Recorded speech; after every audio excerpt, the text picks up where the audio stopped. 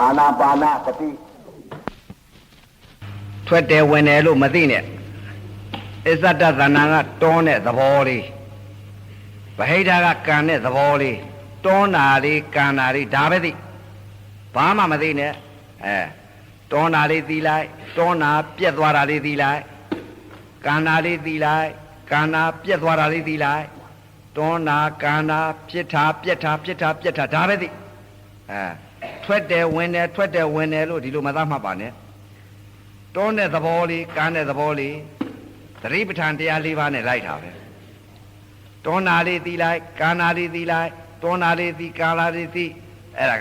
တွန်းတာကန်တာသိယုံသိတာကာယသတိပဋ္ဌာန်တွန်းတဲ့သဘောလေးပြက်တဲ့အပြက်သဘောလေးကိုသိလိုက်တာကကာယ ानु ပဒနာကာယသတိပဋ္ဌာန်ကာယ ानु ပဒနာဝေဒနာတော်တော်ကြာကြာသူ့သဘောနဲ့သူကြာကြာထိုင်မှများလာတော့ဖြစ်လာတယ်ကိုယ်သမဲ့ရုပ်တွေကိုပေါ်လာတယ်ပထဝီကသတ္တအာဘောကသတ္တတေဇောကသတ္တဝါယောကသတ္တဓာတ်ကြီးလေးပါတစ်ပါးပါတက်လာဓာတ်ကြီးလေးပါတစ်ပါးပါတက်လာမယ်ဆိုလို့ရှိရင်ပထဝီကတက်သတ်တော်မယ်ဆိုရင်ပထဝီတက်လာလိမ့်ပထဝီတက်လာရင်တင်းလာမယ်တောင်းလာမယ်ထုံလာမယ်ကျင်လာမယ်အောင့်လာမယ်ကြိုက်လာဒါပထဝီဤသဘောအာဘောဤသဘောတက်လာရင်ကနဦးဥဆောင်တက်လာတဲ့ရုပ်ဟာအာဘောကသတ်မဲ့ပုဂ္ဂိုလ်ကြတော့ခန္ဓာကိုယ်ကြီးကြက်ပြီးတော့ဆို့ပြီးတက်လာဩငါသေးလို့ရှိရင်တော့အာဘောကသတ်မှာပဲထုံကျင်ကြိုက်ခဲလာလို့ရှိရင်ပထဝီကသတ်မှာပဲတေဇောကသတ်မဲ့ပုဂ္ဂိုလ်ကြတော့ခန္ဓာကိုယ်ကြီးအပူရှိန်ကြီးတက်လာအပူရှိန်ကြီးတက်လာရင်ငါသတ်မှာပဲလို့တစ်ထစ်ချမှားရဝါယောကသတ်မဲ့ပုဂ္ဂိုလ်ကြတော့အစ္ဆဒသဏ္ဍာန်ကယင်းတဲ့နှလုံးထဲတုံလှုပ်လျှောက်ရင်းရိုင်လာဒိန်ဒိန်ဒိန်ဒိန်ဒိန်နာတွန်းလိုက်ကန်လိုက်တွန်းလိုက်ကန်လိုက်ဩငါသေးလို့ရှိရင်တော့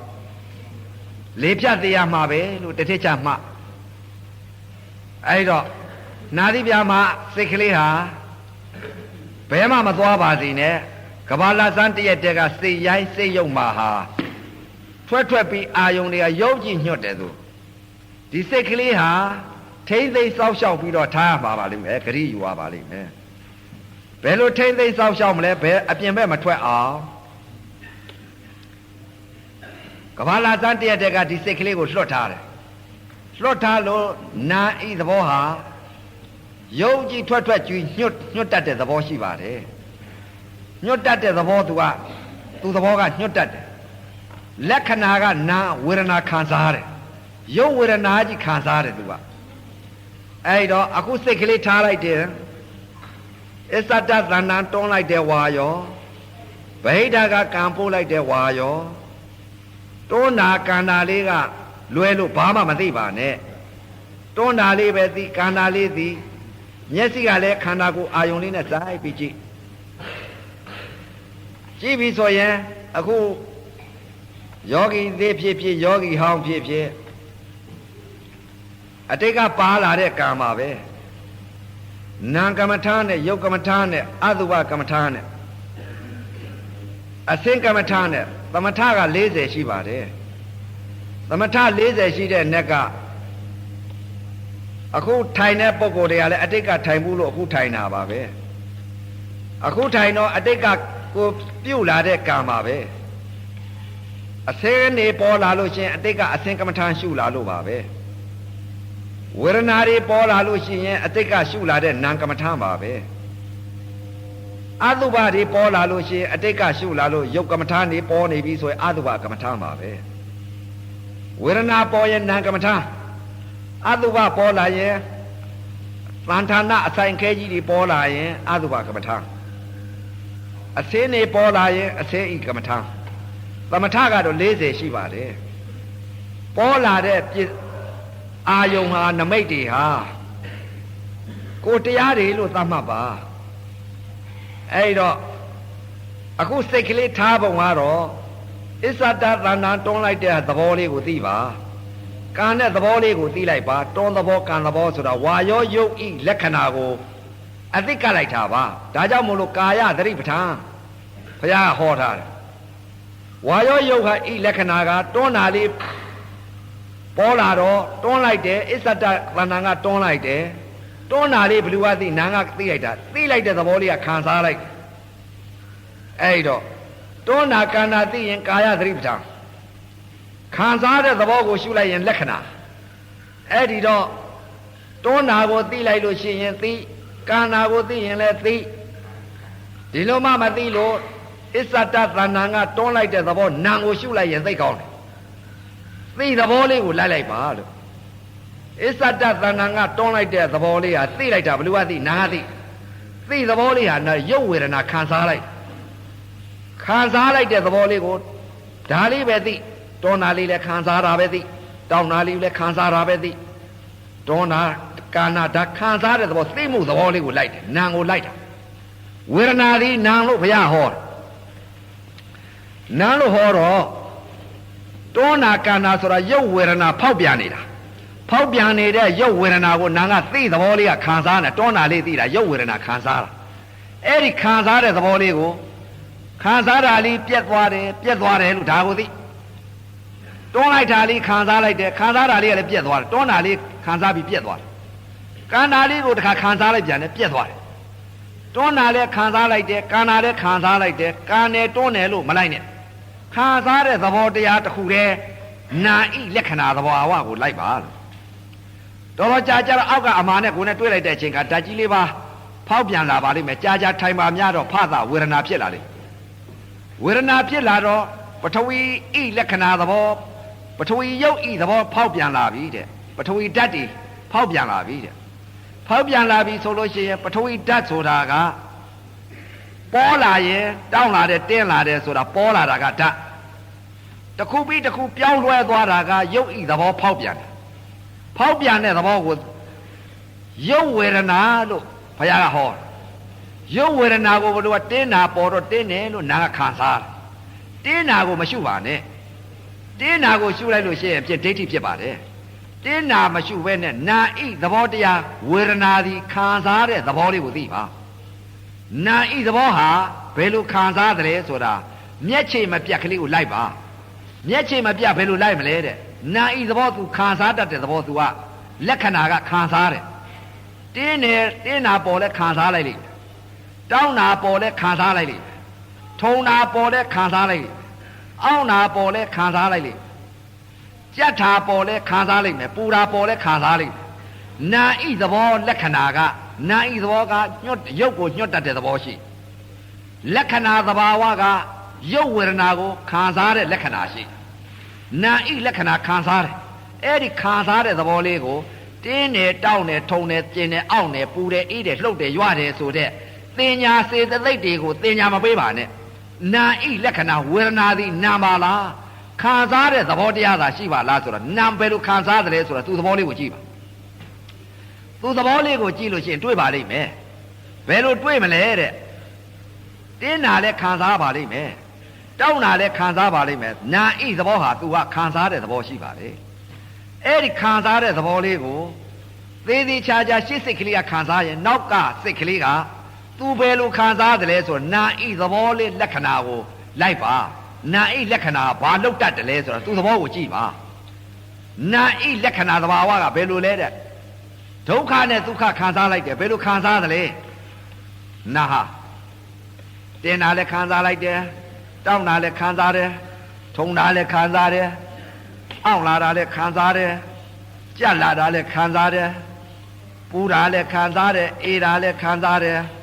လှုပ်တာလည်းခံစားတယ်ဗဟိတကြပြန်တော့လဲ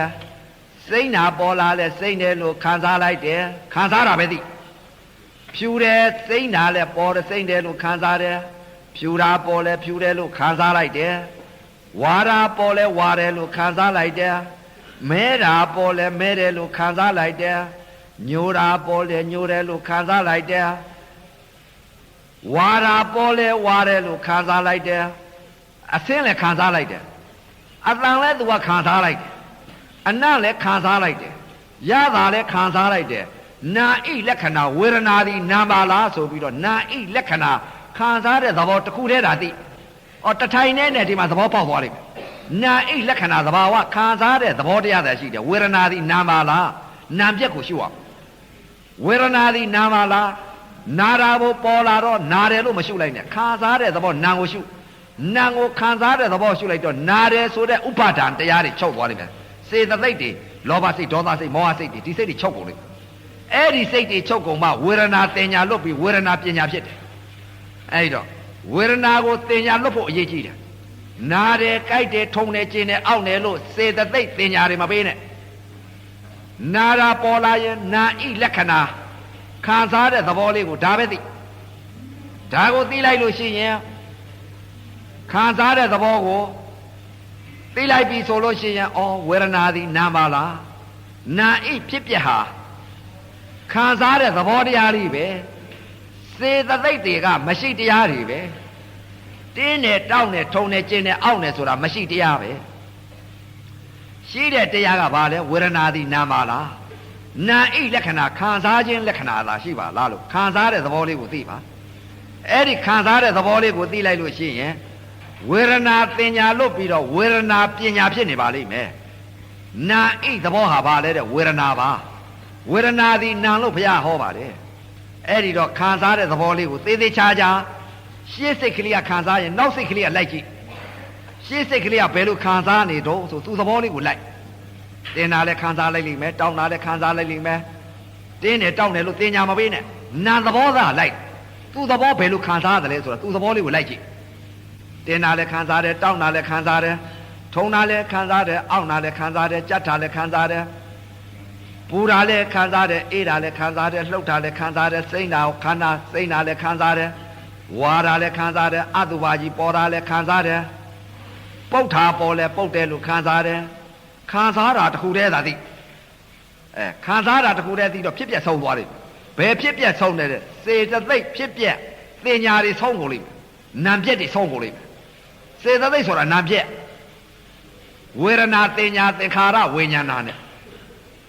နာခန္ဓာ၄ပါးရှိတယ်နာခန္ဓာ၄ပါးရှိတော့ဝေဒနာမှာဝေဒနာတွေရပ်တော့သင်ညာမပါဘူးသင်ညာမပေးတော့တဲ့သင်္ခါရပြုတ်ပြန်မပေးဘူးဟောနာယုတ်ကြာနေတယ်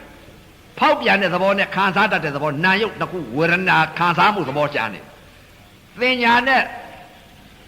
စေတသိက်လွတ်သွားတယ်တင်းတယ်တောင်းတယ်ဆိုတာသင်ညာတင်းတယ်လို့သိတယ်တောင်းတယ်လို့သိတာအဲ့ဒါကစေတသိက်တွေစေတသိက်သင်ညက်ခန္ဓာသင်္ခါရခန္ဓာတဲ့အဲ့ဒီစေတသိက်သင်ညက်ခန္ဓာရဲ့သင်္ခါရခန္ဓာရဲ့အဲ့ဒီခန္ဓာနှစ်ပါးချုပ်သွားလိမ့်ဘာကြားနေလဲတဲ့ဖောက်ပြန်တဲ့သဘောရဲ့ခံစားတတ်တဲ့သဘောနာယုတ်ဝေဒနာခန္ဓာကြားနေလိမ့်အဲ့ဒါမှဝေဒနာတွေရပ်တော့တယ်ဝေဒနာတွေရပ်ဖို့အရေးကြီးတယ်ဝေဒနာကိုတဏှာမကုစီနဲ့တဏှာကုသွားရင်ဥပါဒံဖြစ်သွားမယ်မခံစားခြင်းနဲ့စိတ်တွေဖြစ်ကုန်တယ်ဝေဒနာသည်နာတယ်လို့သင်ညာမပေးနဲ့နာတယ်လို့သင်ညာပေးနာတာကြီးကိုဆွဲလန်းသွားမယ်ပူတယ်လို့သင်ညာပေးရင်ပူတယ်လို့ဆွဲလန်းသွားမယ်ပူတာပေါ်လာတော့ပူတယ်လို့မသိနဲ့ပူတာကိုဝေဒနာပါလားဝေဒနာသည်နာဤခံစားမှုသဘောပါလားနာဤသဘောကဘာလို့တာလဲခံစားတယ်လို့ဒါပဲသိခံစားတဲ့သဘောလေးကိုသာသိဒီပြန်ဘာမှမသိနဲ့တင်းတယ်တောင်းတယ်လို့သိလိုက်ရင်ဝေဒနာတဏှာကုသွားမယ်အဲ့တော့ဝေဒနာကိုခံစားမှုသဘောတရားလေးကိုရှေ့စိတ်ကခံစားနေတယ်နောက်ကဘယ်လိုခံနောက်စိတ်ကလေးကလိုက်ကြည့်သူဤသဘောကဘယ်လိုလဲနာသဘောကိုလိုက်တာနော်နာသဘောကဘာလဲခံစားတယ်ရုပ်သဘောကဘာလဲဖောက်ပြန်တဲ့ရုပ်ဝေဒနာကိုနာကခံစားတယ်အဲ့ဒီခံစားတဲ့သဘောတရားကိုခံစားတာပဲသိဝေဒနာခန္ဓာရင်ဝေဒနာရင်ရပ်ပါဝေဒနာကိုတဏှာမကုပါနဲ့ဝေဒနာကိုတဏှာကုသွားရင်ဥပါဒံဖြစ်သွားမယ်ဥပါဒံဖြစ်ရင်ဘဝရမယ်ဘဝရရင်ဇာတိဖြစ်မယ်အဲ့တော့ဝေဒနာသည်နာဤလက္ခဏာကိုရှုရတယ်နာရာကြီးကိုမရှုနဲ့ကြိုက်တာကြီးကိုမရှုနဲ့အောင့်တာကြီးကိုမရှုနဲ့ကြက်တာကြီးကိုမရှုနဲ့ပူတာကြီးကိုမရှုနဲ့အေးတာကြီးကိုမရှုနဲ့ထုံတာကျင်တာအောင့်တာဒါတွေကိုမရှုနဲ့ဝေဒနာပါလားဝေဒနာသည်နာပါလားနာဤလက္ခဏာခံစားမှုသဘောတရားသာရှိပါလားလို့အဲ့ဒီလိုရှုနာဤလက္ခဏာသာရှုသောတာပန်ကြီးဖြစ်ချင်ရဲ့သောတာပန်ဖြစ်ချင်နာကိုရှုဝေဒနာနာရာကြီးရှုရင်ဒိဋ္ဌိဘယ်တော့မှအပယ်လေးပါလည်းမလုပ်ဘူးအဲ့တော့စိတ်တွေဟာအပယ်လေးပါသွားစီတတ်တဲ့စိတ် နတ်ပြည်ကိုသွားမဲ့စိတ်လူပြည်ကိုပြန်မဲ့စိတ်တွေအမျိုးမျိုးရှိတယ်ဒါကြောင့်မို့လို့စိတ်တွေဟာအခုကတည်းကအလေးအကျင့်လုပ်ပြီးတော့ဝစီဘောဝင်ကြအခုကတည်းကမှဝစီဘောမှမဝင်လို့သေဂာနီးဆဲဆဲကြမှာဝစီဘောဝင်လို့မရဘူးနာရာကြီးသိရင်၄ဘက်ထောက်ရက်ဆင်းရမယ်သားမှနာရာကြီးသိမယ်ကြိုက်တာကြီးသိမယ်ပူတာကြီးသိမယ်ဆိုလူ10သိန်းစီလူတယောက်မဖြစ်ဘူးဘာတွေဖြစ်မလဲတဲ့အပယ်လေးပါ၄ဘက်ထောက်ပြီးတော့ခွေးတို့ဝက်တို့နွားတို့ကြက်တို့ဘဲတို့စိတ်တို့ဒါတွေဖြစ်တာဖြစ်ကြတော့ဘာကြောင့်လဲတဲ့နာရာကြိုက်တာလူတိုင်းသိတာ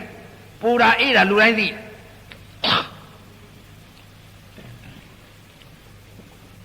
ထုံနာကျင်နာဒါတွေကလူတိုင်းသိတယ်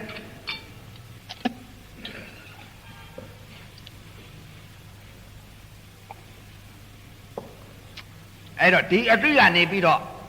မိစ္ဆာဒိဋ္ဌိအတိကနေပြီးသမာဓိဋ္ဌိအမြင်အတိကိုသိကြဘယ်လိုသိမလဲတဲ့ဝေဒနာသည်နာဤသဘောကဘာလို့တတ်တယ်လဲဆိုတော့သူ့သဘောကိုကြည့်သူ့သဘောကဘာလဲတဲ့ခံစားတယ်အဲ့ဒီခံစားတဲ့သဘောလေးကိုသိသွားပြီတဲ့ခံစားပြက်ခံစားပြက်ခံစားတင်တာလဲခံစားလိုက်တယ်ပြက်သွားတယ်တောင်းတာပေါ်လဲခံစားတယ်ပြက်သွားတယ်ထုံတာပေါ်လဲခံစားတယ်ပြက်သွားတယ်အောက်နာပေါ်လဲခံစားတယ်ပြက်သွားတယ်ခံစားတာတခုတည်းတာသိတင်းတယ်ထုံတယ်ကျင်းတယ်အောက်တယ်ပူတယ်အေးတယ်လှုပ်တယ်ရွတယ်လို့မသိနဲ့အဲ့ဒီသိတာစေတသိက်တွေအဲ့ဒီစေတသိက်ချုပ်သွားမှမဟာသောတာပန်ကြီးတည်သွားလိမ့်မယ်စေတသိက်ချုပ်ရင်သောတာပန်တင်းတယ်တောင်းတယ်လို့မရှိဘူးခံစားတဲ့သဘောတစ်ခုတည်းဖြစ်နေလိမ့်အဲ့ဒီလိုခံစားတဲ့သဘောတစ်ခုတည်းဖြစ်မှဒိဋ္ဌိပြုတ်မယ်အဲ့တော့ဒါကြောင့်မို့အခုကတည်းကအလေးအကျင့်လုံးပြီးတော့ဝစီဘောဝင်ရတယ်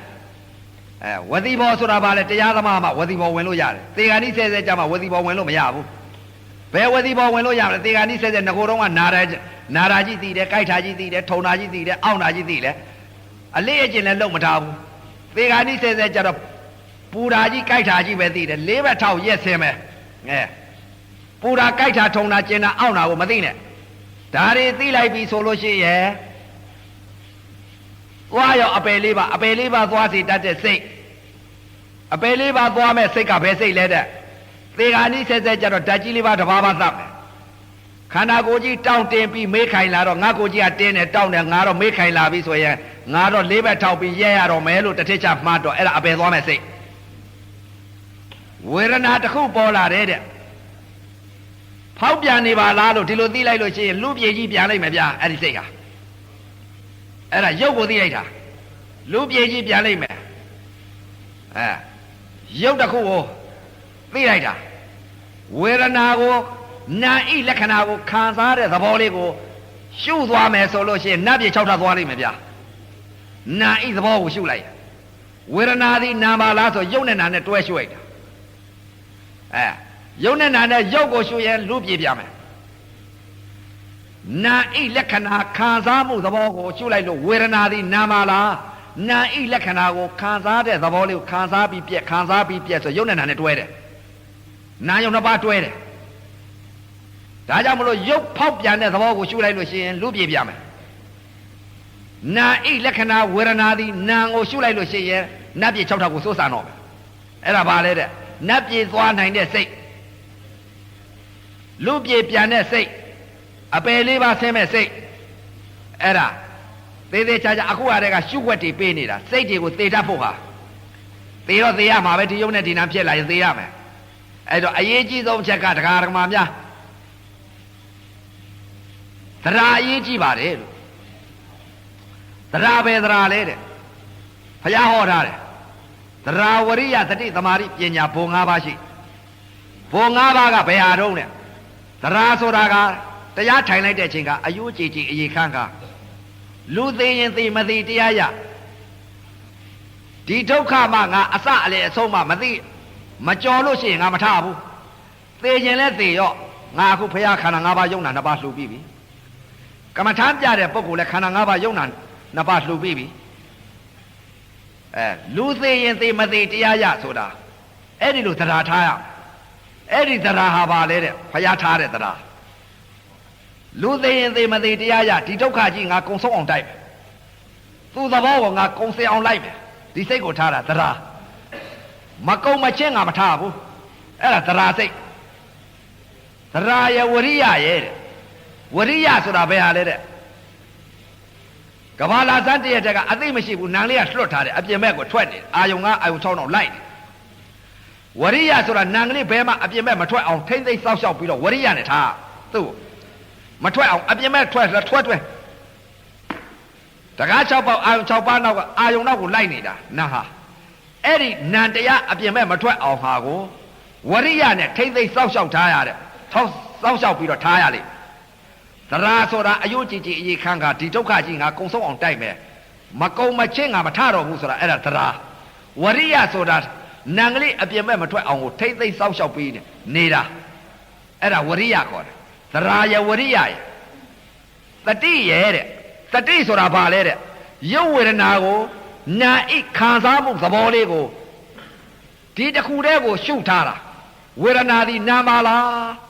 နာဣသဘောခံစားနေပါလားလို့ဒီလိုရှုထားတာရုပ်ဝေဒနာပေါ်ခံစားတဲ့နာကိုတတိထားတာသရာဘဝရိယဘတတိဘတဲ့အဲ့ဒါဗမာလိုပြောတာတတိဆိုတာဘာလဲတဲ့ရုပ်ဝေဒနာဖောက်ပြန်လာတော့နာခံစားတဲ့သဘောလေးကိုနာကိုသိထားတာအဲ့ဒါတတိဘခေါ်တယ်သရာဘရဲ့ဝရိယဘရဲ့တတိဘရဲ့သမာဓိဘတဲ့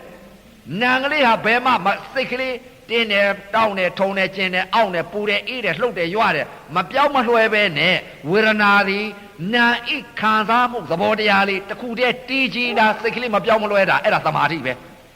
သရာဘဝရိယဘတတိဘသမာဓိဘ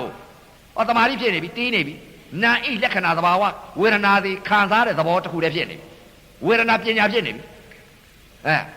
တီးကြည်တာပါလဲနာဣဝေဒနာသည်နာဣလက္ခဏာတစ်ခုတည်းလက္ခဏာခံစားတဲ့သဘောတစ်ခုတည်းဖြစ်နေလို့သမာဓိဖြစ်တယ်သမာဓိဆိုတာဘာလဲတီးကြည်တာစိတ်ကလေးပြောင်းလဲခြင်းလက္ခဏာမဖြစ်တာအဲ့ဒါသမာဓိခေါ်တယ်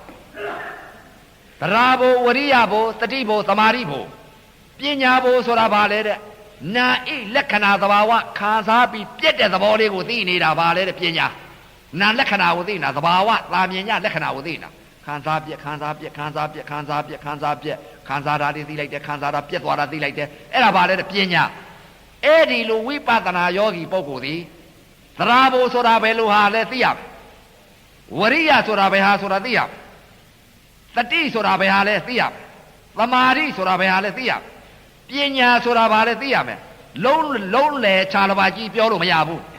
သရာဘဝရိယဘလုံးလေခြာသရာဘာလဲဝရိယကဘယ်ဟာလဲတတိကဘာလဲသမာဓိကဘာလဲပညာကဘာလဲအဲ့ဒီလိုကွဲပြားပြီးတော့စိတ်တွေကိုဒီလိုခွဲနိုင်မှယောဂီပုဂ္ဂိုလ်လည်းသဘောပေါက်မယ်ဒီလိုမှမသိလို့ရှိရဲ့သရာဘဝရိယဘတတိဘသမာဓိဘဆိုတော့ဘုံ၅ပါးလက်ကင်ထားဆိုဘာခါထားမလဲအဲ့ဒါအခုဘုံ၅ပါးလက်ခွဲပြတာစိတ်တွေကိုခွဲတာဒါကြောင့်မို့အရေးကြီးဆုံးချက်ကသရာအရေးကြီးပါတယ်လို့သရာပါလဲအယုတ်ကြည်ကြည်အရေးခံလူသိရင်သိမသိတရားရဒီစိတ်ကိုထားရဒီစိတ်ထားမှသာလေအမြတ်ဆုံးတရားရမယ်ဒီစိတ်မှမထားလို့ရှင်ဝေဒနာလေးဖြစ်လာနာလိုက်တာတော်မှပဲဆိုရင်သေဃာနိစိတ်သာနာလိုက်တာတော်ခြင်းတယ်ဆိုလို့ဖြစ်လို့ဒီလိုလုပ်လို့ရမရဘူးသေဃာနိစိတ်ငါတတ်လိုက်လိမ့်မယ်ငါမရှိတာကိုအရှိထင်လိုက်လိမ့်မယ်ငါတတ်လိုက်လို့ရှိရင်တော့ငါခံရလိမ့်မယ်သာမှတ်တော့ငါခံရပြီဆိုတဲ့ကွာသွားပြီလိမ့်ကြသွားပြီအပယ်လေးပါဒီယုံနဲ့ဒီနာကတော့တတ်တော့မှာပဲအဲ့တော့အခုကတည်းကဒကာဒကမာများအရေးကြီးဆုံးချက်ကဘာလဲတဲ့သရာအရေးကြီးတယ်အယုတ်ကြည်ကြည်အရေးခံလူသိရင်သိမသိတရားရပြက်ချင်လဲပြက်ရော့ငါမဟုတ်ပဲရုပ်ကဖောက်ပြန်တယ်နာကဝေဒနာခံစားတယ်နာဣသဘောလက္ခဏာသဘာဝခံစားမှုသဘောသာရှိငါဆိုတာမရှိပါလားဝေဒနာသည်နာပါလားဆိုပြီးတော့နာဣသဘောကိုသာသိပါနာဣသဘောကသူကဘာလုပ်တတ်တယ်လဲဆိုတာနာဣသဘောကိုလိုက်ကြည့်ပါနာဣသဘောကဘာလဲတင်းတာလည်းခံစားလိုက်တယ်တောင်းတာလည်းခံစားလိုက်တယ်ထုံတာလည်းခံစားလိုက်တယ်အောင့်တာလည်းခံစားလိုက်တယ်ကြက်တာလည်းခံစားလိုက်တယ်ပူတာလည်းခံစားလိုက်တယ်အေးတာလည်းခံစားလိုက်တယ်နိုင်သဘောခံစားတယ်အဲ့ဒီခံစားတဲ့သဘောလေးကိုရှစ်စိတ်ကခံစားရင်နောက်စိတ်ကလေးကလိုက်ပြီးသူ့သဘောဘာလောက်တတ်တယ်လဲဆိုတာကိုသူ့သဘောကိုကြည့်လိုက်ပါရုပ်လက္ခဏာလိုက်ပြီးဆိုလို့ရှိရင်ရုပ်လက္ခဏာကိုဘယ်လိုဖောက်ပြန်တယ်လဲဆိုတာဖောက်ပြန်တဲ့သဘောလေးကိုလိုက်ပါ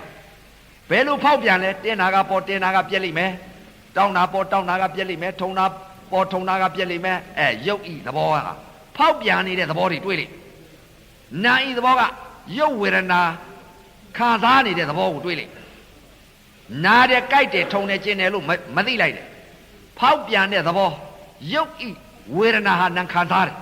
ခံစားတဲ့သဘောတရားဟာဘာလဲလက္ခဏာကင်တွယ်လို့မရဘူးရုပ်ကလည်းကင်တွယ်လို့မရဘူးနာမ်ကလည်းကင်တွယ်လို့မရဘူးပြစ္ဆုတ်ပံခံစားပြီးပြက်တယ်ရုပ်ကလည်းဖောက်ပြန်ပြီးပြက်တယ်မြင်နေတာကတော့အသုဘတရားကြီးလက်ပဲခြေပဲပေါင်ပဲကိုယ်ပဲလို့ဒီလိုမသတ်မှတ်နဲ့မြင်လိုက်တဲ့ဥစ္စာအသုဘကြီးပဲဒါကြီးအယုစုကြီးပဲရုပ်ဆိုတဲ့သဘောတရားဟာ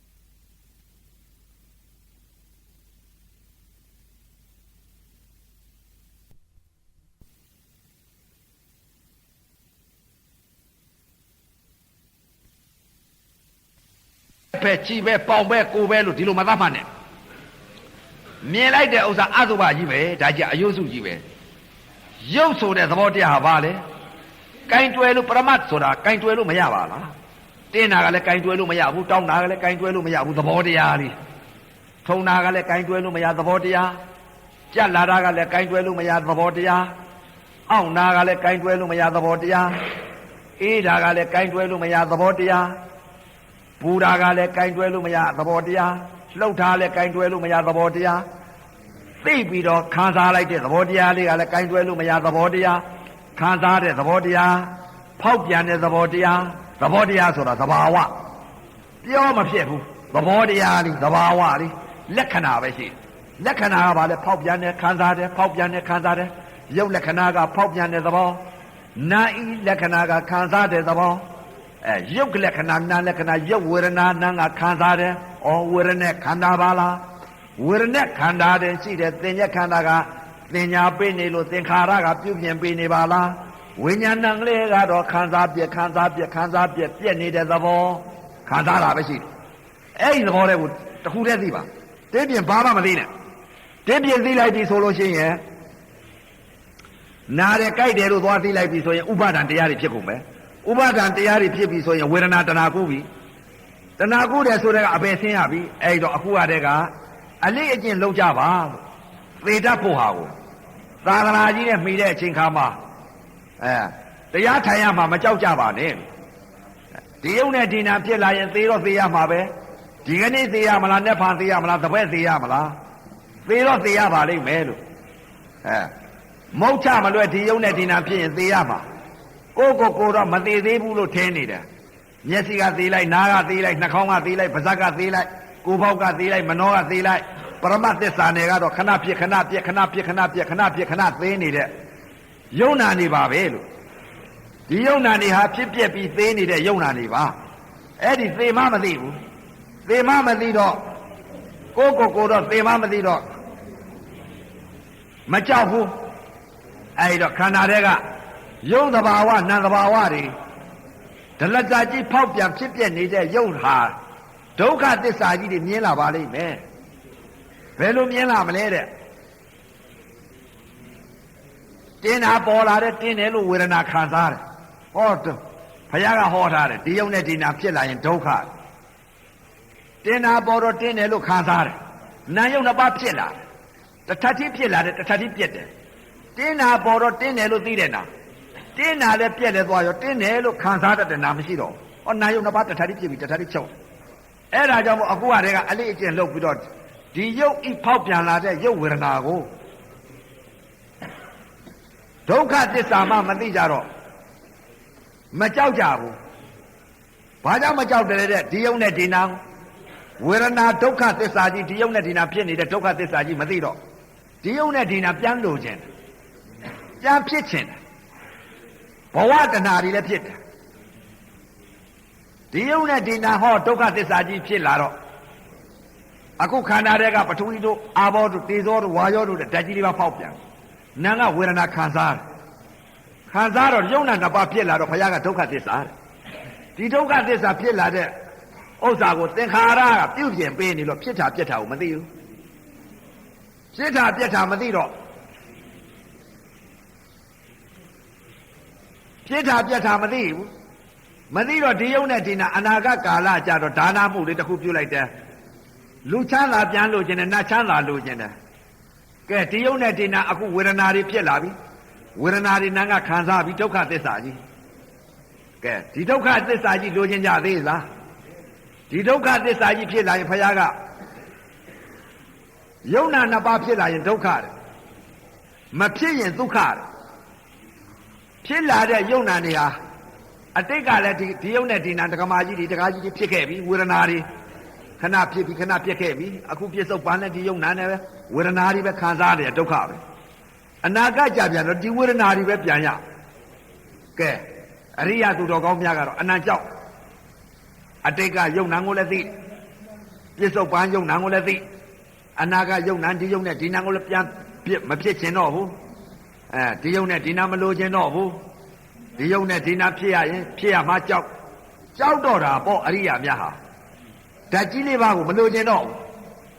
ဖောက်ပြန်တဲ့ယုတ်ကဲခံစားတတ်တဲ့နာရဲ့အတိတ်ကလည်းငါဒီဓာတ်ကြီးလေးပါးယုတ်နာနှစ်ပါးဖြစ်ခဲ့ပြီခဏဖြစ်ခဏပြက်ခဲ့ပြီဝတိဝေဒနာတွေပဲခံစားခဲ့ရပြီဒုက္ခသစ္စာကြီးရခဲ့ပြီအခုပြစ္ဆုတ်ပန်းလဲဒီဝေဒနာတွေပဲခံစားနေရပါလားအနာဂတ်ကြာပြန်တော့လဲဒီယုံနဲ့ဒီနာဒီလိုပဲဖြစ်ပြီးဒီဝေဒနာတွေပဲပြန်ရအောင်မှာပါလားအနာဂတ်လည်းဒီယုံနဲ့ဒီနာမဖြစ်ရင်ဒုက္ခသစ္စာကြီးပါလားဒုက္ခသစ္စာကြီးမြင်ဒီယုံနဲ့ဒီနာဒုက္ခသစ္စာကြီးမှမသိတော့ပြန်ပြီးတော့ဒီယုံနဲ့ဒီနာပြန်လို့ခြင်းဘာကြောင့်လို့ခြင်းတလဲတဲ့ဒုက္ခသစ္စာမမြင်လို့ဒီယုံနဲ့ဒီနာကိုတွဲနေတာသဘောကိုမသိဘူးဘယ်လိုတွဲနေလဲတဲ့တွဲပုံတွေဟာရုပ်ဝေဒနာဖောက်ပြန်တဲ့သဘောခံစားတတ်တဲ့သဘောလက္ခဏာသဘာဝခံစားတတ်တဲ့သဘောဝေဒနာခန္ဓာကိုမသိဘူးမသိတော့ဘယ်မှာသွားတွေ့လိုက်တယ်တင်းတာပေါ်တော့တင်းတယ်လို့တွေ့လိုက်တင်းတယ်လို့သိလိုက်တယ်တင်းတယ်လို့ကန့်ညစ်လိုက်တယ်တဏှာဖြစ်တယ်တင်းတာကြီးကိုမခံစားခြင်းနဲ့ဒေါသဖြစ်တယ်တင်းတာကြီးကိုຢာကားနဲ့ဒေါသဖြစ်တော့ဟောဝေဒနာခံစားမှုသဘောနာကိုမသိဘူးနာအိလက္ခဏာမသိတော့မောဟဖုံးလွှမ်းခြင်းကြောင့်မလို့ຢာကနဲ့ဒေါသမောဟဖြစ်ရအဲ့ဒါပါလေအပယ်လေးပါးသွားစီတတ်တဲ့ကံဝေဒနာဘောကနေပြီးအပယ်လေးပါးဆင်းသွားဒါကြောင့်မလို့ဒီယုံနဲ့ဒီနာကိုဝေဒနာကိုနားတယ်ကြိုက်တယ်ထုံတယ်ကျင်တယ်အောင့်တယ်လို့မရှိပါနဲ့ဝေဒနာဒီခံစားမှုသဘောနာကိုရှုပါနာကိုရှုမှဒိဋ္ဌိပြုတ်ပါနာကိုမရှုသမျှကာလပတ်လုံးနာရာကြီးသိလို့ကတော့တရားဓမ္မများစိတ်သာချငါတော့အပယ်မလို့ဘူးလို့သာတစ်ထစ်ချမှငါသိရင်နာရာကြီးငါသိနေဝေဒနာတဏှာကုနေပြီလို့သာတစ်ထစ်ချမှတ်ဝေဒနာမှာဒေါသဖြစ်နေပြီလို့တစ်ထစ်ချမှတ်တော့အဲ့ဒီလိုသိနေလို့ရှိရင်ဝေဒနာနာရာသိလို့ရှိရင်ငါတော့အပယ်မလို့ငါတော့အပယ်လေးပါဆင်းရမှာပဲလို့ဒီလိုသိဝေဒနာကိုနာရာမသိပဲနဲ့နာဤသဘောတရားခံစားတဲ့သဘောလေးကိုသာတစ်ခုတည်းတည်းသိပါလို့ဝေဒနာခန္ဓာသာသိသင်ညာမပေးနဲ့သင်ညာပေးလို့သင်္ခါရတွေဖြစ်ပြက်နေတာစိတ်တွေဖြစ်ပြက်သင်ညာလွတ်သွားပြီဆိုရင်သင်္ခါရကပြုတ်ပြက်မပေးနိုင်တော့ဘူးစေတသိက်တွေချုပ်ကုန်ပြီဘယ်စေတသိက်ချုပ်တာလဲတဲ့ဝေဒနာပေါ်မှာတင်းတယ်တောက်တယ်ထုံတယ်ကျင်တယ်အောင့်တယ်ဆိုတဲ့စေတသိက်တွေအဲ့ဒီစိတ်ဓာတ်သင်္ခါရတွေချုပ်တာအဲ့ဒီစိတ်ဓာတ်သင်္ခါရချုပ်တာဘာကြောင့်ချုပ်တယ်လဲတဲ့ဝေဒနာသည်နာဣလက္ခဏာခံစားမှုသဘောလေးကိုရှုလိုက်လို့ခံစားတာတခုတည်းသိဒီပြင်ဘာမှမသိနဲ့အဲ့ဒီတခုတည်းသိလိုက်လို့ရှိရင်ဝေဒနာတင်ညာလွတ်သွားပြီပညာဖြစ်ပြီငါဝေဒနာတင်ညာလွတ်ပြီပညာဖြစ်ပြီငါအပယ်လေးပါးကိုတွားတဲ့စိတ်တွေစိတ်ဓာတ်သင်္ခါရငါချုပ်ပြီငါအပယ်လေးပါးငါလွတ်ပြီအိုးစားကွဲပြီလို့လားတစ်ထစ်ကြမှာတော့ဝေဒနာနာရာကြီးကိုမရှုနဲ့နာရာကြီးဆိုရင်ဒိဋ္ဌိနာရာကြီးမရှုဘဲနဲ့ဝေဒနာသည်ခံစားတဲ့သဘောတရားနာကိုရှုနာပြက်ဆိုတာသောတာပန်ဝေဒနာမှာခံစားမှုသဘောတရားရှုလိုက်ပြီဆိုရင်စေတသိက်သင်္ခါရတွေချုပ်ကုန်လိမ့်မယ်ဘယ်စေတသိက်လဲတဲ့တင်းတယ်လို့သိတဲ့စိတ်တောင့်တယ်လို့သိတဲ့စိတ်ထုံတယ်လို့သိတဲ့စိတ်အောင့်တယ်လို့သိတဲ့စိတ်ကြိုက်တယ်လို့သိတဲ့စိတ်ကြက်တယ်လို့သိတဲ့စိတ်ပူတယ်လို့သိတဲ့စိတ်အေးတယ်လို့သိတဲ့စိတ်လှုပ်တယ်လို့သိတဲ့စိတ်တွန်းတယ်လို့သိတဲ့စိတ်ကန်းတယ်လို့သိတဲ့စိတ်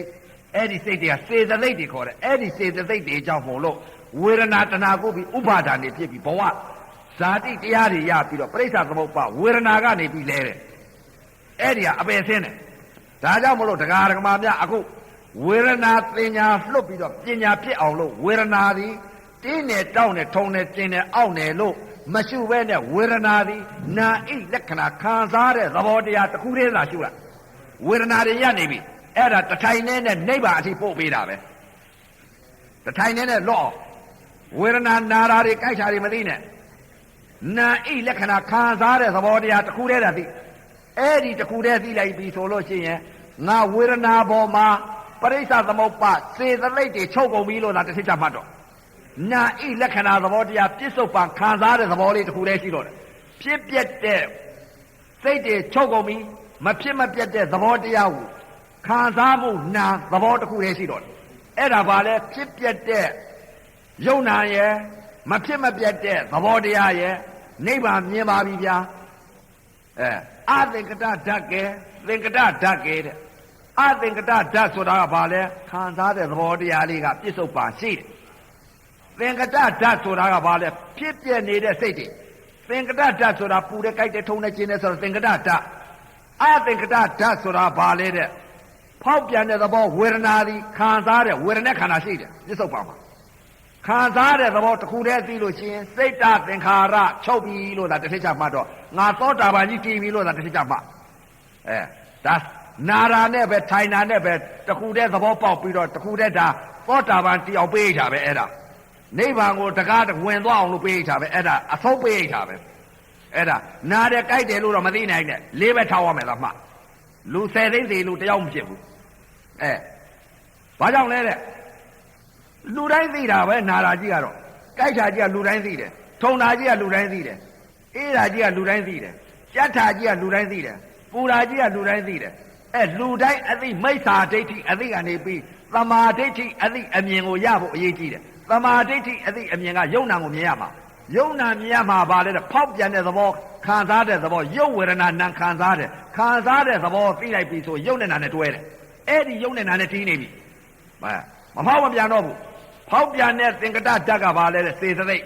မဖောက်မပြန်တဲ့အသင်္ကတဓာတ်ကဘာလဲတဲ့ဝေဒနာခန္ဓာခံစားနေတဲ့သဘောတရားလေးဝေဒနာတွေရနေပြီအဲ့ဒါဘာလဲတဲ့နိဗ္ဗာန်ကိုဝင်သွားပြီတခုတည်းတဲ့ဖြစ်ပြတဲ့စေတသိက်တွေချုပ်ကုန်ပြီမဖြစ်မပြတ်တဲ့သဘောခံစားတဲ့သဘောပြစ္ဆုတ်ပံခံစားနေပြီစေတသိက်တွေချုပ်ကုန်ပြီတကား6ပေါက်ကအာယုံ6ပါးဟာဖြင့်မျက်စိကလည်းစေတသိက်ချုပ်သွားပြီနားကလည်းစေတသိက်ချုပ်သွားပြီနှာခေါင်းကလည်းစေတသိက်ပါးစပ်ကလည်းစေတသိက်စိတ်တသင်္ခါရတွေချုပ်ကုန်ပြီဘာကြံတော့လဲတဲ့ဝေဒနာသည်နာဤသဘောလက္ခဏာခံစားတဲ့သဘောတစ်ခုတည်းဖြစ်နေတော့နိဗ္ဗာန်ဝင်ပြီးပါပြပြေးဝင်တာပဲအဲ့ဒါနိဗ္ဗာန်နဲ့စိတ်ပြောတာအဲ့ဒါနိဗ္ဗာန်ကိုဝင်တဲ့စိတ်ဝေဒနာတင်ရက်တဲ့စိတ်ပရိစ္ဆသမုပ္ပါရက်တဲ့စိတ်ကိုပြောတာကြိုးစားပြီးတော့တကားကြီးတွေကြိုးစားထိုင်တော့သေကနီးပြီဒီကနေ့သေမလားနှစ်ဖန်သေမလားမသိဘူးကားစီရင်လည်းသေမယ်အိတ်နေရင်လည်းခြံအောင်လည်းသေမယ်နောက်ဖေးသွားရင်လည်းသေမယ်အလုတ်လုတ်ရင်လည်းသေမယ်ဈေးရောက်ရင်လည်းသေမယ်စာအာရင်လည်းသေမယ်သေတော့သေရမှာပဲအဲ့ဒါသေကနီးဆဲဆဲကိုအလေးအကျင့်အခုကဝတိဘောဝင်ခိုင်းတာသေတတ်ဖို့ဟာငါနဲ့သေလို့ရှိရင်ငါခါငါနဲ့မသေလို့ငါလွတ်အောင်ရှုလိုက်ပြီဆိုလို့ရှိရင်ဝေဒနာသည်နာကိုရှုလိုက်လို့ရှိရင်ခံစားတဲ့သဘောကိုရှုလိုက်လို့ရှိရင်သုပတိဘုံနတ်ပြည်6ဓာတ်စိုးစံလိမ့်မယ်အခုလူလောကကြီးကဗျာနေရတဲ့ဥစ္စာများဒုက္ခသစ္စာကြီးခံစားနေရတဲ့ဥစ္စာဝတ်ဖို့လည်းလုပ်ရစားဖို့လည်းလုပ်ရအိပ်ဖို့လည်းလုပ်ရနေဖို့လည်းလုပ်နေရတာပဲအခုဒီဒုက္ခကြီးကိုမလိုချင်ကြနဲ့တော့နတ်ဤစည်းစိမ်တွေခံစားကြနတ်ဤစည်းစိမ်ကြမှာဟိုကြတော့ဒီမှာအထယ်ဒီအလိတ်တွေဝဲမယူရပါဘူးဗျဒီမှာတော့ဒီမှာကိုလှကျင်လို့ရှိရင်ဒီမှာအထယ်အလိတ်တွေဝဲရတယ်ဒါဝဲလို့နိုင်လို့အင်ကြီးရခြင်းမှရနတ်ပြည်ကြတော့ဒီနိုင်လို့အင်ကြီးတွေပတ်စာပေးပြီးတော့လည်းမဝဲရဘူးအလိုအလျောက်ဒီမှာဝိပဿနာနိဗ္ဗာန်ဓာတ်ဝင်သွားတဲ့ပုဂ္ဂိုလ်ကနတ်ပြည်6ဓာတ်ချို့ကိုယ်အစင်းလေးကလှပါပြီတဲ့ဗျာအစင်းကိုကိုယ်အစင်းသူများမကြည့်နိုင်ဘူးဝိပဿနာပညာကိုအဲ့တော့နတ်ပြည်ကြဝဲဖို့တော့မချုပ်ရပါဘူးသူ့ဟာသူအလိုအလျောက်ကိုတခါတည်းအစင်းတွေတောက်ပါတယ်အဲ့ဒီတော့ဒီလောကကြီးမှာဝေဒနာတွေခံစားနေရဝေဒနာတွေဖြစ်နေဒုက္ခဝေဒနာတွေဒုက္ခဝေဒနာမှမသိဘူးအဲ့ဒီတော့အခုဟာတည်းကအလိအကျင့်အယုကြည်ကြည်အေးခန်းခါလူသိရင်သိမသိတရားရဆိုတဲ့ဒီစိတ်ကိုထားပါမသိလည်းမသိနိုင်ပါဘူးအဲ့ဒီတော့ကြိုးစားပြီးတော့ရှေ့စိတ်ကတော်ခြင်းနောက်စိတ်ကတွန်းတယ်သိခြင်းလဲသိရောဆိုတဲ့သရာစိတ်ထားပါတထိုင်နဲ့ဒီမဲ့အပယ်လေးပါလွတ်တယ်အခုဒကာဒကမာများ အသိစိတ်တွေကိုတခါတည်းတရားထိုင်ရင်းနဲ့အသိစိတ်တွေလိုက်တတ်ဖို့ဟာကိုအသိစိတ်တွေကိုနိဗ္ဗာန်ဝင်ဖို့ဟာကိုသေတတ်ဖို့ဟာကိုတင်ပေးနေတာဒကမာကြီးတွေဒကာကြီးတွေဝေဒနာတစ်ခုပေါ်လိုက်မှတင်တာပေါ်လို့တင်တယ်လို့မသိနဲ့တင်တာကိုဝေဒနာကိုခံစားမှုသဘောနာမ်လေးကိုသိလိုက်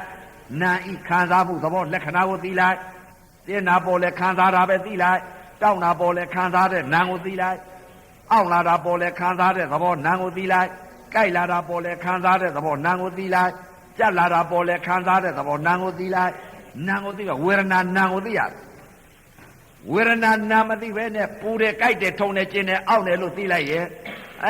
ဝေဒနာတဏှာကူးနေပြီဝေဒနာမှာဥပါဒာဖြစ်နေပြီကဘာလာဇန်တရက်တက်ကတင်းတယ်တောက်တယ်ထုံတယ်ကျင်တယ်အောင့်တယ်လို့သိတဲ့အသိအခုသိနေတာမဟုတ်ဘူးကဘာလာဇန်တရက်တက်ကသိတဲ့အသိကဘာလာဇန်တရက်တက်ကသိတဲ့အသိမို့လို့သံဃာစိတ်ကြီးလဲကြရအခုဝေဒနာကိုနာဤလက္ခဏာခံစားတဲ့သဘောလေးသာသိလိုက်ပြီဆိုလို့ရှိရဲ့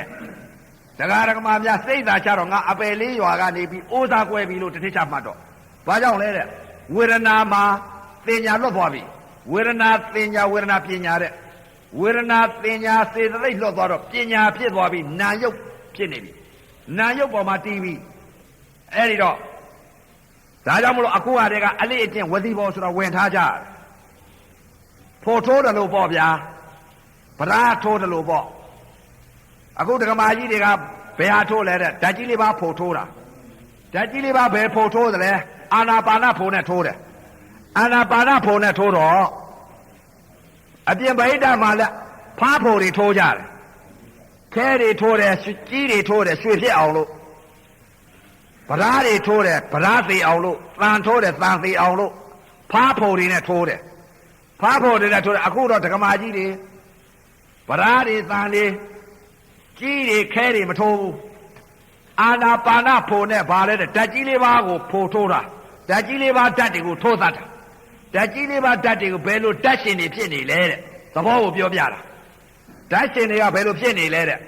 ကဘာလာသန်းတရက်တက်ကဒီဓာတ်တွေမသေးဘူးဓာတ်ရှင်တွေဖြစ်နေတယ်ဘယ်ဓာတ်ရှင်တွေလဲတဲ့ပထဝီဓာတ်ကလည်းတင်းတယ်တောင်းတယ်ထုံတယ်ကျင်းတယ်အောင့်တယ်ကြိုက်တယ်အဲ့ဒါဓာတ်ရှင်ဖြစ်နေသိတာတွေကအမျိုးမျိုးသိဓာတ်ရှင်ဖြစ်နေတယ်အာနာပါနဖို့နဲ့ထိုးလိုက်တဲ့အချိန်ခါမှာဓာတ်ရှင်တွေဖြစ်နေတဲ့ဥစ္စာဓာတ်တစ်လုံးတည်းကိုသေသွားတယ်ဘယ်ဓာတ်ရှင်လဲတဲ့တင်တာပေါ်တင်တယ်လို့သိတဲ့ဓာတ်တောင်းတာပေါ်လို့တောင်းတယ်လို့သိတဲ့ဓာတ်ထုံတာပေါ်ထုံတယ်လို့သိတဲ့ဓာတ်ကျင်တာပေါ်ကျင်တယ်လို့သိတဲ့ဓာတ်အောင့်တာပေါ်အောင့်တယ်လို့သိတဲ့ဓာတ်ကြိုက်တာပေါ်ကြိုက်တယ်လို့သိတဲ့ဓာတ်ကြက်တာပေါ်ကြက်တယ်လို့သိတဲ့ဓာတ်ယိုစီးတာပေါ်တော့ယိုစီးတယ်လို့ချွေးတွေယိုကြတော့ချွေးတွေယိုကြတယ်လို့သိတဲ့ဓာတ်အဲ့ဒါဘာလဲတဲ့သင်္ကတဓာတ်အဲ့ဒီသင်္ကတဓာတ်တွေဟာမဖောက်မပြန်တဲ့ဓာတ်ဖြစ်အောင်ဘယ်လိုထိုးမလဲတဲ့အာနာပါနဖို့နဲ့ထိုးထိုက်တယ်တင်းနာပေါ်လဲနာဤခံစားမှုသဘောဝေဒနာသည်ခံစားတဲ့သဘောတောက်နာပေါ်လဲခံစားတဲ့သဘောကျင်နာပေါ်လဲခံစားတဲ့သဘောထုံနာပေါ်လဲခံစားတဲ့သဘောအောင့်လာတာပေါ်လဲခံစားတဲ့သဘောကြိုက်လာတာပေါ်လဲခံစားတဲ့သဘောကြက်လာတာပေါ်လဲခံစားတဲ့သဘောယိုစီတာပေါ်လဲခံစားတဲ့သဘောပူတာပေါ်လဲခံစားတဲ့သဘောအေးတာပေါ်လဲခံစားတဲ့သဘောတွန်းတာပေါ်လဲခံစားတဲ့သဘောကန္နာပေါ်လဲခံစားတဲ့သဘောလှုပ်တာပေါ်လဲခံစားတဲ့သဘောရတာပေါ်လဲခံစားတဲ့သဘောဟောအာနာပါနဖို့နဲ့ထိုးတတ်လိုက်တော့ဝေဒနာသည်နာဤလက္ခဏာသဘာဝခံစားတဲ့သဘောတစ်ခုတည်းရှုလိုက်တော့တင်းတယ်လို့တင်းတယ်ဆိုတဲ့ဖောက်ပြန်နေတာတောက်တယ်ဆိုတဲ့ဖောက်ပြန်နေတာထုံတယ်ဆိုတဲ့ဖောက်ပြန်နေတာအဲ့ဒီဓာတ်တွေမရှိတော့ဘူးဘာရှိလဲတဲ့မဖောက်မပြန်တဲ့ဓာတ်ဝေဒနာသည်ခံစားတဲ့သဘောတစ်ခုတည်းဖြစ်နေဟော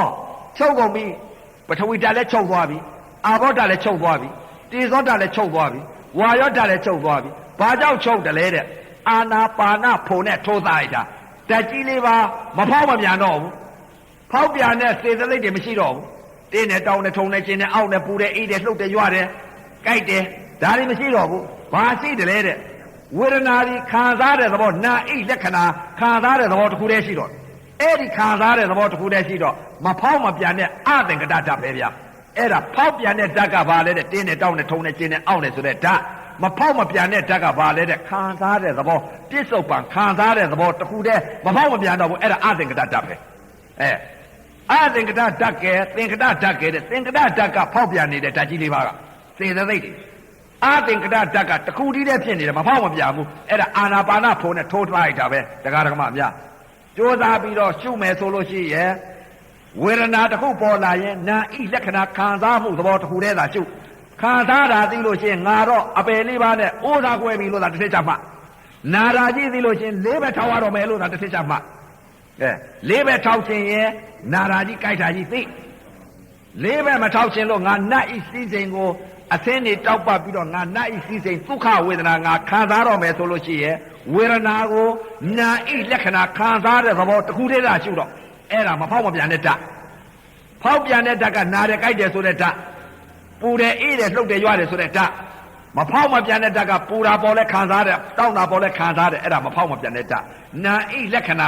သဘောတစ်ခုတည်းရှုလိုက်ပြီဆိုလို့ရှိရင်တရားဓမ္မများစိတ်သာချတော့ငါတော့သိပြီသိရင်ငါခံစားတဲ့သဘောတစ်ခုတည်းငါရှုရတော့မှာပါလားဝေဒနာသည်နာပါလားလို့သိသွားပြီဝိဇ္ဇာပညာဖြစ်သွားပြီအဲ့ဒါအဆုံးပေးလိုက်တာပဲတရားဓမ္မများသေတတ်ဖို့ကအလေးကျက်နာရာကြီးသိလို့ကတော့လေးပဲထောက်ရမယ်ဗျာသေဃာကြီးဆဲဆဲဒီမဲ့သွားရောပညာတွေသိလို့ကတော့မရဘူးပညာကတော့လူတိုင်းလူသိတယ်ယုံနာသိတယ်ဆိုတာလူတိုင်းသိတာဝေဒနာတစ်ခုပေါ်လာတော့နာရာပေါ်တော့နာရာသိလိုက်တာယုံနာသိတယ်လို့ပြောတယ်ယုံနာမသိပါဘူးနာရာကြီးသိတာအဲ့ဒီနာရာကြီးသိရင်လေးပဲထောက်ရမယ်လားမှကြိုက်တာကြီးသိရင်လေးပဲထောက်ရမယ်မှအောင်းနာကြီးသိရင်လေးပဲထောက်ရမယ်မှယထာကြီးသိရင်လေးပဲထောက်ရမယ်မှပူရာကြီးသိရင်လေးပဲထောက်ရမှာမှဝေဒနာတစ်ခုပေါ်လာရင်ဘာပဲပေါ်နာဤလက္ခဏာခံစားတာတစ်ခုတည်းသိလိုက်ပြီဆိုရင်ငါအပယ်လေးပါအိုးစားကွဲပြီးလေးရွာနဲ့တော့လွတ်ပြီငါသပိတ်ကိုလွတ်ပြီငါတော့လေးရွာကလွတ်ပြီဟေးသပိတ်ကိုလည်းလွတ်ပြီဟေးလို့ဒီလိုပြောနိုင်ပြီသားတို့သမီးတို့ရေငါသေတတ်ပြီငါအသေးတတ်ပြီငါသေကျိုးနတ်ပြီရှင်ကျိုးလည်းငါနတ်ပြီအသက်ရှင်ကျိုးလည်းနတ်ပြီဘာကြောင့်လဲငါသိရင်ဘယ်သွားမလဲငါသုဂရိဘုံနတ်ပြည်6ဓာတ်ကိုငါစိုးစံတော့မယ်ဘာကြောင့်လဲငါဝိဇ္ဇာဉာဏ်ရပြီလက္ခဏာသဘာဝပဲရှိတယ်ငါသူဓမ္မယောက်ျားမိန်းမမရှိဝေဒနာသည်နာသာရှိတယ်လောကမှာဒုက္ခဝေဒနာဒုက္ခဝေဒနာဥပ္ပခာဝေဒနာဝေဒနာပဲရှိတယ်ဒီဝေဒနာဤအကြောင်းကိုဝေဒနာဘောကငါအပယ်လေးပါးဆင်းတဲ့ပြိဿသမုပ္ပါယာကစိတ်ဒေါသစိတ်တွေငါချုပ်ကုန်ပြီငါလွတ်ပြီငါအပယ်လေးပါးဥစ္စာကွဲပြီလို့ဒီလိုပြောနိုင်ပြီဒီလိုမှမသိလို့ရှိရင်နာရာကြိုက်တာသိလို့ရှိရင်လူဆယ်သိသိလူဆယ်သိသိလူတယောက်မဖြစ်ဘူးဘာဖြစ်မလဲနာရာကြိုက်တာသွားသိလို့ပူရာအေးတာသိလို့လှုပ်တာရွတာသိလို့ရတာကြိုက်တာသိလို့ဒါတွေကိုမသိပါနဲ့သိရမှာကဘာလဲဝေဒနာသည်နာဤသဘောကဘာလဲဝေဒနာခန္ဓာခံစားနေတယ်ခံစားတဲ့သဘောလေးကိုသာသိဘယ်လိုခံစားသလဲရှေ့စိတ်ကခံစားရင်နောက်စိတ်ကလေးကလိုက်ပြီးတော့ကြည့်ပါဘယ်လိုကြည့်ရမလဲသူသဘောကနာဤသဘောကတင်တာလည်းခံစားတယ်တောင်းတာလည်းခံစားတယ်ဗဟိတမှာမြင်လာလို့ယုတ်ကြီးတွေမြင်လာတဲ့အတုပအယုစုကြီးတွေမြင်လာတဲ့မြင်ပြီးခံစားလိုက်တယ်နတ်သမီးလေးတွေပေါ်လာတဲ့ခံစားလိုက်တယ်သူကခံစားတာပဲရှိတယ်နတ်သမီးပဲနတ်သားပဲခွေးပဲကြွက်ပဲလို့မြင်လို့ရှိရင်ဒါတွေမတင်ညာမပေးနဲ့ခံစားတာပဲသိဗဟိတလည်းခံစားတာပဲသိအစ္ဆတပေါ်လာလည်းခံစားတာပဲသိနာဤလက္ခဏာတစ်ခုတည်းတဲ့ကိုဒီမှာဓာတ်ကြီးလေးပါဖို့ထိုးတာရွှေဖြစ်အောင်လို့နိဗ္ဗာန်ဓာတ်ဆိုတာရွှေဖြစ်အောင်ထိုးတာရွှေမဖြစ်လို့ကြီးတွေဖြစ်နေမှာဆိုလို့ကြီးတွေကဘာလဲတဲ့တင်းနဲ့တောင်းနဲ့ထုံနဲ့ကျင်းနဲ့အောက်နဲ့ပူနဲ့အိမ်နဲ့လှုပ်တဲ့ရွာအဲ့ဒါကြီးတွေအပယ်လေးပါလေးပဲထောက်ရက်ဆင်းရမယ်စိတ်တွေလူသေးလို့လူမဖြစ်တဲ့စိတ်တွေအဲ့ဒီစိတ်တွေဖြစ်နေလို့ရှိရင်ဘာလဲတဲ့ငရဲစိတ်ကြီးပဲမှတ်တော့ငရဲစိတ်ကဘာလဲတင်းတာပေါ်တင်းတယ်လို့သိတာငရဲစိတ်တောင်းတာပေါ်တောင်းတယ်သိတာငရဲစိတ်ကြီးဖြစ်သေးလားတော့ပိဋ္ဌာစိတ်လည်းပါတယ်တိဋ္ဌာစိတ်လည်းပါတယ်ဝေဒနာသွားပြီးကန့်ညှိလိုက်တဲ့စိတ်ကတဏှာဝေဒနာမခံစားခြင်းတဲ့စိတ်ကဒေါသယာကနဲ့ဒေါသဖြစ်သွားတာဘာလဲတဲ့ယုံနာဝေဒနာခံစားမှုသဘောနာဤယုတ်ဤသဘောကိုမသိလို့မောဟအဲ့ဒါဘာလဲတဲ့တိဋ္ဌာစိတ်ပိဋ္ဌာစိတ်ငရဲစိတ်ဖြစ်ကုန်ပြီအဲ့ဒီစိတ်တွေဖြစ်မှာဆိုလို့ဝေဒနာဘောနာဤလက္ခဏာသဘာဝခံစားတဲ့သဘောလေးကိုသိလိုက်ပါလို့ခိုင်းတာဝေဒနာတွေအယက်ခိုင်းလိုက်တာပရိစ္ဆသမုပ္ပါအယက်ခိုင်းလိုက်တာ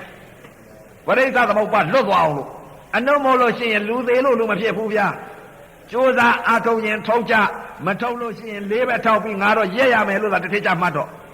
အဲ့ဒါကြိုးစားပါဝေဒနာတစ်ခုပေါ်လာရင်နာတာမသိပါနဲ့ခံစားတဲ့သဘောလေးကိုသာသိပါဘယ်လိုခံစားတယ်လဲဆိုတော့သူ့သဘောလေးကိုလိုက်ကြည့်ပါနာဤသဘောကဘာလို့တတ်တယ်သူသဘောကတင်းတာလည်းခံစားလိုက်တယ်တောင်းတာလည်းခံစားလိုက်တယ်ထုံတာလည်းခံစားလိုက်တယ်အောင့်တာလည်းခံစားလိုက်တယ်တင်းတယ်တောင်းတယ်ထုံတယ်ကျင်းတယ်အောင့်တယ်ဆိုတာမရှိတရားရှိတဲ့တရားကဘာလဲဝေဒနာသည်ခံစားတဲ့နာကိုရှိတာကိုသိပါမရှိတဲ့တရားကိုတင်းတယ်တောင်းတယ်ထုံတယ်ကျင်းတယ်ပူတယ်အေးတယ်လှုပ်တယ်ရွရတယ်လို့မသိပါနဲ့ဒီသိနေတာကမရှိတရားရှိတဲ့တရားကလက္ခဏာသဘာဝကဘာလဲတဲ့နာဤလက္ခဏာရှိတယ်နာဤလက္ခဏာကဘာလဲဝေဒနာသည်နာဤလက္ခဏာခံစားတဲ့သဘောတရားလေးကိုတစ်ခုတည်းသာသိလို့ရှိရင်ဝေဒနာသည်ဆုံးနေပါပြီဝေဒနာတွေရနေပါပြီဒါကြောင့်မို့လို့ကြိုးစားပြီးတော့တရားဓမ္မများဝေဒနာဤခံစားမှုသဘောလေးကိုအတိလေးဆုံးအောင်လိုက်လိုက်ကြပါလို့လှမ်းများမပြစ်လိုက်ပါနဲ့လို့ခံစားတဲ့သဘောလေးအတိဆုံးရင်တထိုင်နဲ့ရပါတယ်တထိုင်နဲ့အတိဆုံးသွားပြီစီခံစားတဲ့သဘောလေးဆုံးသွားလိမ့်မယ်ဖောက်ပြန်တဲ့သဘောခံစားတတ်တဲ့သဘောနာယုတ်ဆုံးသွားလိမ့်မယ်အဲ့ဒီအတိဆုံးသွားတဲ့နေရာလေးရောက်သွားစိတ်ဓာတ်သတိပဋ္ဌာန်ရောက်သွားပြီဆိုရင်ထိုင်နဲ့လွတ်ပါတယ်ဗျာအတိဝိဇ္ဇာညာကိုအဲ့တော့စူးစမ်းပြီးတော့ရှေ့စိတ်ကတော်ခြင်းနောက်စိတ်ကလေးကတွန်းတယ်သေခြင်းလဲသေရောအယုတ်ကြည်ကြည်အေခန့်ကလူသိရင်သိမသိတရားရလောကကြီးမှာဗျာဘိုင်စကုတ်တောင်3နာရီကြည့်နိုင်သေးတာပဲဘိုင်စကုတ်အပယ်လေးပါဆင်းပြီးတော့ဒီမှာငရဲခံရမယ်စိတ်တွေဘိုင်စကုတ်ကြည့်ရင်သေလို့ရှိရင်ငရဲငါတန်းဆင်းရမယ်ဒီလိုစိတ်တွေသိရင်လူကြောက်ကြမယ်ဒီလိုမသိကြဘူးဗျဘိုင်စကုတ်နဲ့လေဖြတ်သေးလိုက်ပြီဆိုရင်ငါလေးပဲတောက်ပြီးငါငရဲခံရတော့မယ်ဆိုရင်သိရင်ကြောက်ကြမှာပေါ့အခုတရားထိုင်ရမယ်ပုဂ္ဂိုလ်နိဗ္ဗာန်သွားမယ်ဗျမ20သွားမယ်နတ်ပြည်ကိုသွားမယ်ဆိုတော့မကျင့်နိုင်ဘူးလားဒီဒုက္ခဝေဒနာကြီးကိုအစအလဲအဆုံးကိုဖောက်ပြန်တဲ့သဘောခံစားတတ်တဲ့သဘောနာယုတ်အသိဆုံးတဲ့နေရာလေးရောက်အောင်စိတ်ဓာတ်သတိပဋ္ဌာန်တစ်ချိန်တစ်ခါရောက်ဖို့အောင်ကြိုးစားပြီးတော့တိုက်ကြပါလို့အသိပေးပါတယ်တရားဓမ္မများအပေဖန်းခံပြီးအသနာအောင်လို့ဒီမဲ့အပေလွတ်ကြပါသေးတော့ဆိုအသိပေးနေတာဘာကြောင့်လဲတဲ့ဒုက္ခခံပြီးတော့ဒီမဲ့သာလနောက်ပိတ်ဆုံးသာသနာမို့လို့တခါတည်းအသိဉာဏ်တွေရကြပြီးတော့အပေတကားပိတ်ပြီးနိဗ္ဗာန်တကားဝင်ကြပါစေဆိုပြီးတော့တခါတည်းကိုအပေမှန်းခံပြီးတော့ငကိုတော့ကဥပဇင်းတို့လည်းဒီမဲ့သူများဖို့မပါပါဘူးကိုယ့်ဟာကိုယ်လှုပ်တာသူများဖို့လှုပ်တာမဟုတ်ဘူးအခုသာသနာကြီးကဖြစ်လာတော့အတိတ်ကပါလာတော့ပုံကိုယ်တွေအပြင်ဒီတိုက်နေလို့ရှိရင်လေးပဲထောက်ပြီးရက်ဆင်းရမှာပဲဆိုပြီးတော့ကိုသိတဲ့အသိတွေကိုတရားဓမ္မများအပယ်လေးပါလွတ်တဲ့စိတ်နတ်ပြည်ကိုသွားတဲ့စိတ်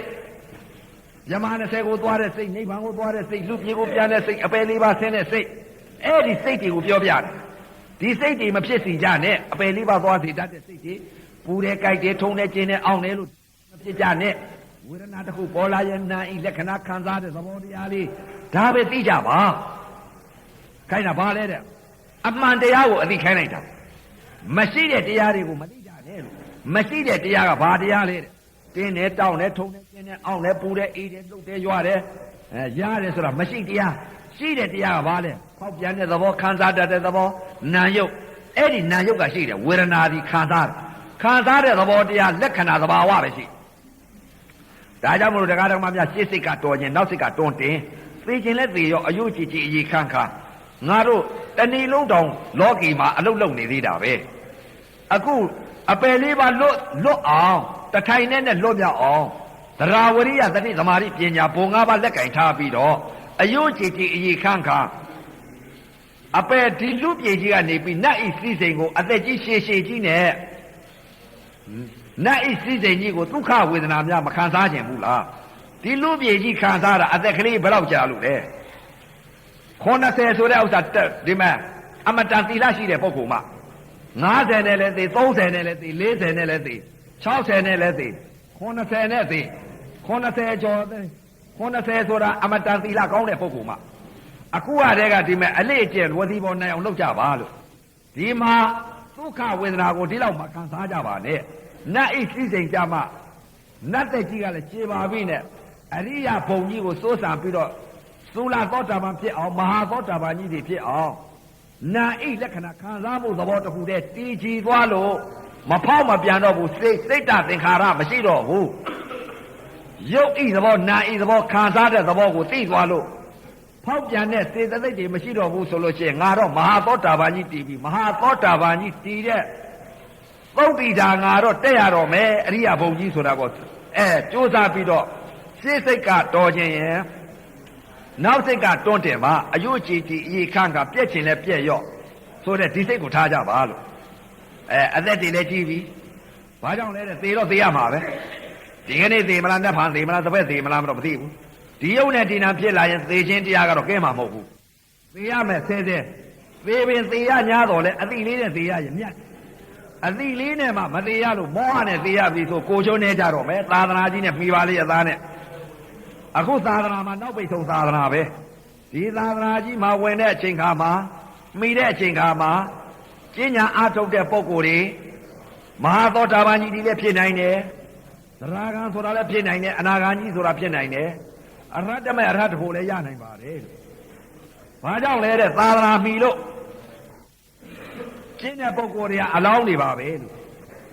သောတာပန်မဖြစ်သေးရင်သောတာပန်လောင်းကျင့်တဲ့ပုဂ္ဂိုလ်သောတာပန်ဖြစ်အောင်ကျင့်တာလေသရဂံသောတာပန်ကြီးဖြစ်လို့တခါကျင့်နေကြရဲ့သရဂံမဖြစ်သေးလို့ရှင်သရဂံလောင်းသရဂံဖြစ်ပြန်တော့အနာဂံကြီးဖြစ်ဖို့ပြန်ကျင့်ပြန်ရင်အနာဂံလောင်းကျင့်တဲ့ပုဂ္ဂိုလ်မှာအလောင်းကြီးတွေပါမကျင့်တဲ့ပုဂ္ဂိုလ်အလောင်းခေါ်နိုင်ပါမလားရင်အနာဂံလောင်းကျင့်တဲ့ပုဂ္ဂိုလ်မှာအလောင်းကြီးတွေပါမကျင့်တဲ့ပုဂ္ဂိုလ်အလောင်းခေါ်နိုင်ပါမလားမခေါ်နိုင်ပါဘူးအဲ့တော့ကျင့်တဲ့ပုဂ္ဂိုလ်မှာအလောင်းအလျာကြီးတွေကြိုးစားပြီးကျင့်ကြပါလို့အားထုတ်ကြပါလို့ရှင်းစိတ်ကတော်ခြင်းနောက်စိတ်ကလေးကတော်နေအယုတ်ကြည်ကြည်ရေးခံပြည့်ခြင်းနဲ့ပြည့်ရော့ဆိုတဲ့တရားစိတ်တင်ကြဒီသာသနာကြီးနဲ့မိတဲ့အချိန်ကမကျင့်မဲနဲ့မနေနဲ့လောကီနဲ့ပြောမနေကြနဲ့မောဟတွေနဲ့ဖုံးမနေလောဘတွေဒေါသတွေမောဟတွေနဲ့မပြောကြနဲ့ဗျာပြောနေပြီဆိုရေစုံမျောတော့မှရေစုံမမျောနိုင်အောင်အခုကတည်းကသမာဓိသာဥဆောင်ကြသမာဓိဥဆောင်လို့ပညာမြင်ပညာဖြစ်ပြီးတဲ့သစ္စာလေးပါးတရားတော်များကြီးအကြောင်းတရားအကျိုးတရားရလိုက်ပြီဆိုလို့ရှိရင်အပယ်လေးပါးကငါဩသာကွဲပြီဟေ့လို့ပြောနိုင်ပြီအဲ့တော့ကြိုးစားပြီးတော့တရားဓမ္မများအမှန်တရား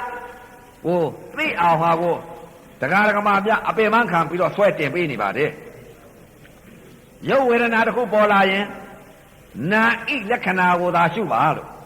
နာဣလက္ခဏာဘာလို့တတ်တယ်ခံစားတယ်အဲ့ဒီခံစားတဲ့သဘောလေးကိုလိုက်ပါစိတ်စိတ်ကလေးခံစားရင်နောက်စိတ်ကလေးကလိုက်သွားဘယ်လိုနာခံစားရတယ်လဲသူ့သဘောလေးကိုကြည့်လိုက်သွား